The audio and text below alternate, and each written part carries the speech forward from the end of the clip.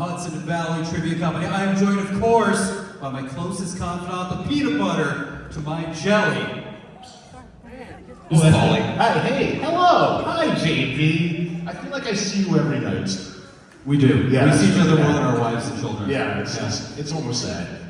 Welcome officially to Joe Bob's Indoor Drive-In Geek Out.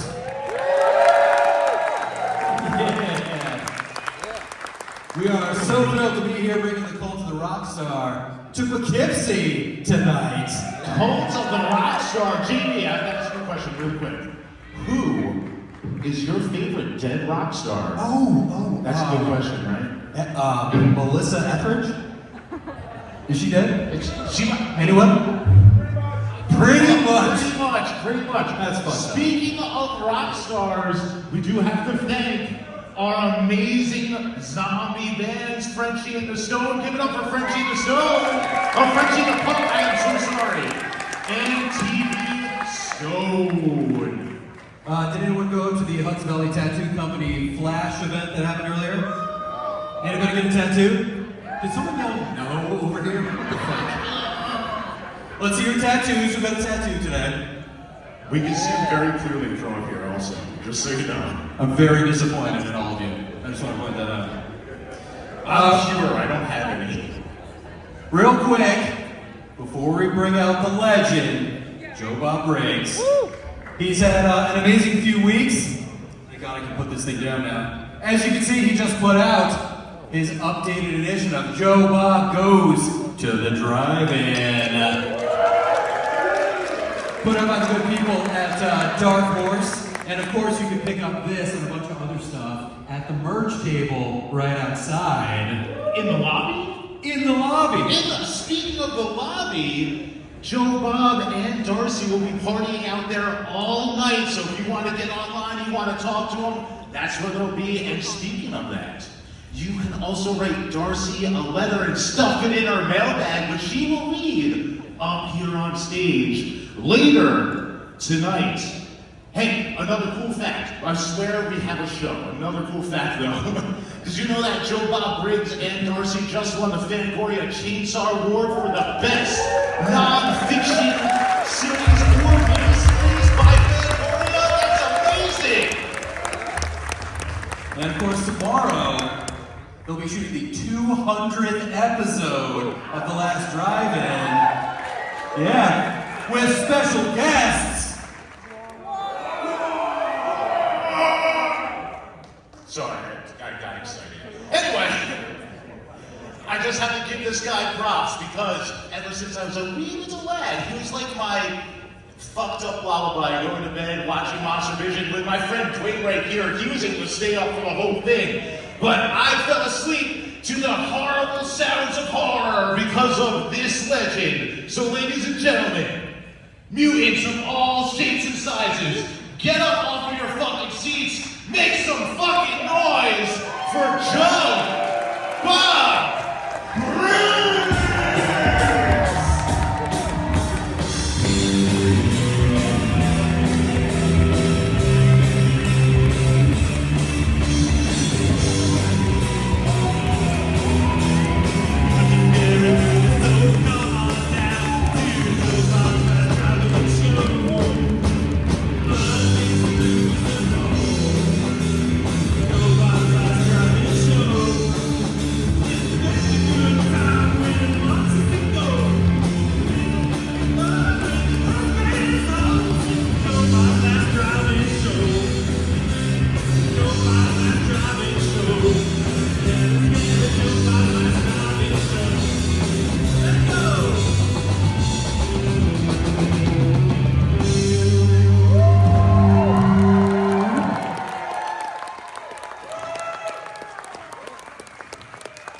Believe it or not, Guar is going to do that tomorrow night.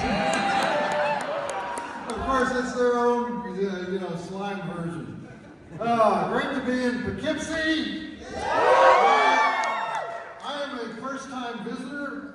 Normally, when we do shows in New York State, it's in the far west, Buffalo, Syracuse, Rochester. So, when I was getting ready to come here, I looked up the tourist attractions.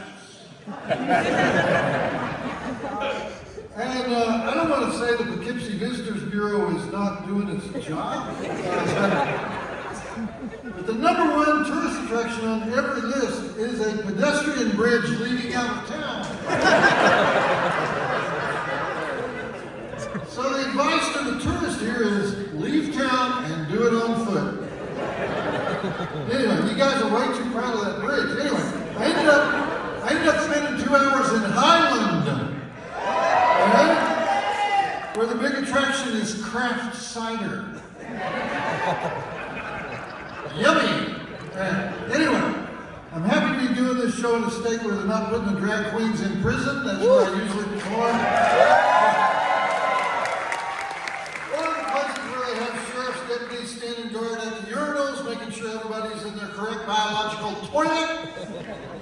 But anyway, how many of you are planning to celebrate with us tomorrow night for Splatterween? Good. So we did invite Guar, the intergalactic punk band from Richmond, Virginia, to be our special guest, and we gave them permission to slam the entire trailer park, and they will be performing their new song, Lot Lizard. You guys know what a lot lizard is, right? There aren't enough songs celebrating the profession of lot lizard, and they are going to do their version of the Last Drive-In theme song. Okay, so tonight, this is yet another installment in my 5,000 movie tour of geeky exploitation films, and I do this with the cooperation of the American Genre Film Archive, which is based in Austin, Texas, and which saves and restores and preserves films that the Motion Picture Academy doesn't give a fuck about. And tonight, we are honoring 2 films that absolutely nobody wanted to make, and nobody wanted to support once they came out, and yet they survived and they thrived and they live on today in theaters like this one where we all have really bad taste. So, if you don't want your friends to know where you're going, you say, I'm going to a genre film festival, right? The idea of a genre film festival is that's a relatively recent thing. I don't even like the term genre films. I mean, Gone with the Wind is a genre film. It's from the genre called Antebellum South movies that are so long they have to put a bathroom break in the middle. Anyway, but when I first started reviewing genre films back in the 80s, they were considered disposable trash. They were beneath the contempt of film critics. So I'm happy to see that we are bringing glory to guys who at one time would have been considered degenerate hacks. Not that I have anything against degenerate hacks. Some of my best friends are degenerate hacks. But anyway, speaking of reviewing genre films, Dark Horse Comics created this monster here. And it's a new expanded edition of my original book, Joe Bob Goes to the Drive-In. And we just had the launch party 3 nights ago in Portland. By the way, everybody's nervous because the California National Guard is on the way to Portland, you know? Everybody except me, because I think if the California National Guard shows up, the Oregon governor is going to call up the Oregon National Guard, and when the 2 state militias meet, they're just going to want to smoke weed together.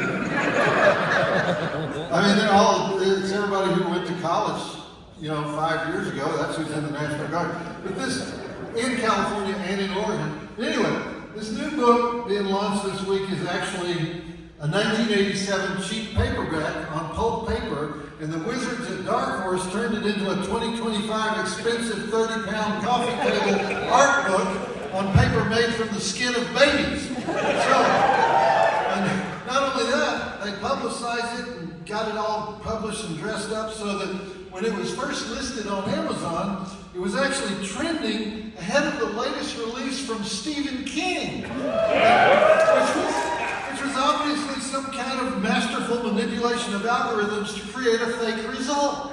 So, I'm in awe of these people. And I've been milking that every place I appear. When I did horror conventions or live shows all this past year, I would tell the fans, pre-order the book even if you can't afford it, because the book is so expensive you have to decide whether you buy a new car or you buy this book. But pre-order the book and then cancel your order later so that I can continue to trend ahead of Stephen King. And people actually did that. And then some of them, they forgot to cancel their order and they had to sell their car. But anyway, thank you Dark Horse for being alchemists and turning hastily written early articles and turning them into actual artifacts that will be cursed loudly by their future owners every time you have to move and realize how big this fucking book is. Anyway, so, actually earlier this is true. Earlier today, I proved how indestructible this book is.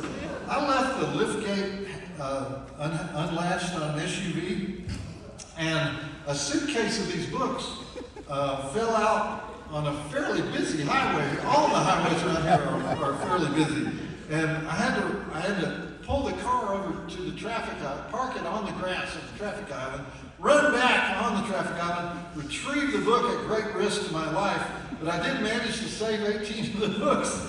But my main concern was not that the books would be destroyed, but that their combined weight would flip an 18-wheeler. Anyway, what I missed, I was talking about exploitation films, in case you did, I digress. Anyway, what I miss most about the outlaw exploitation era, which was the 70s and the 80s, which is the period that we celebrate the most on the last drive-in, what I was talking about is the great titles. That's what I miss about it. The great title, the Night Evelyn Came Out of the Grave. That's a great 70s title.